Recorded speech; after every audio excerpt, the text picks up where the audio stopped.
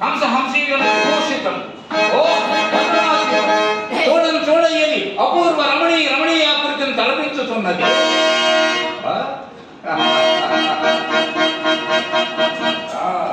ఇందరి మధువారి పూర్వమించుకోని ఈ పరిశ్రమను ఒత్తిడితో విశ్రమించారు.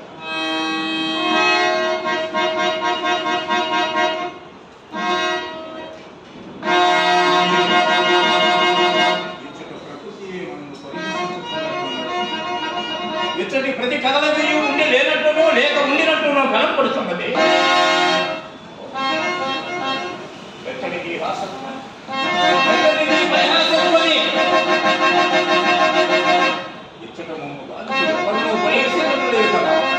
మరి ఈ సభని ఎక్కడి నుండి వచ్చే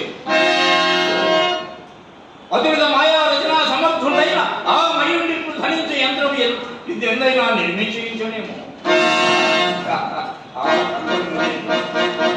వివిధమైన వికారపుంక్ష భాగాంతర్గత ద్వారదేశమా సువర్ణ శాఖాంతరోడి కితఘాతములకు వల్లి సమ్మల్లిసదమా వల్లి సమ్మల్లడు సల్లడిత పర్లవ సందోహమా మధ్య పర్లవ సంపుట అత్యంత భాసుర పుష్పవన ప్రధానమా పుష్పవన మగదందరస సేవనాంత సమాగత షట్పథ కీరవారమా.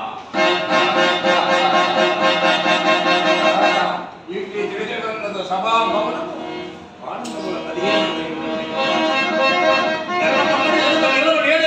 పాండవులు దిగ్విజయం మరణించి రాజసూయ మహాత్వర నిర్వహణ సార్వభౌమ పదమును అలంకరించుటయ్యా.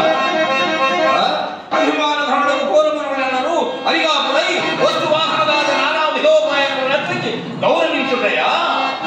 ఏ లోకములలో పడి ఉండిన మయహజముడు త్రిలోకాదిక భాజమానంబకు ఈ సభాభవనమును నిర్మించి ఇచ్చుటయ్యా.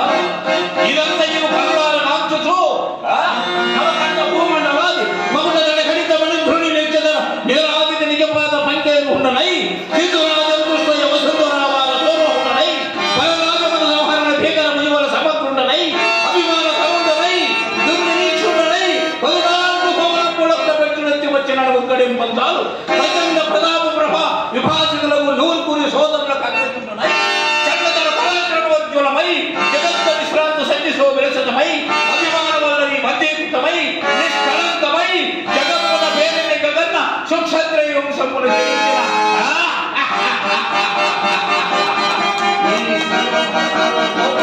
సహించి ఉండుతాయా.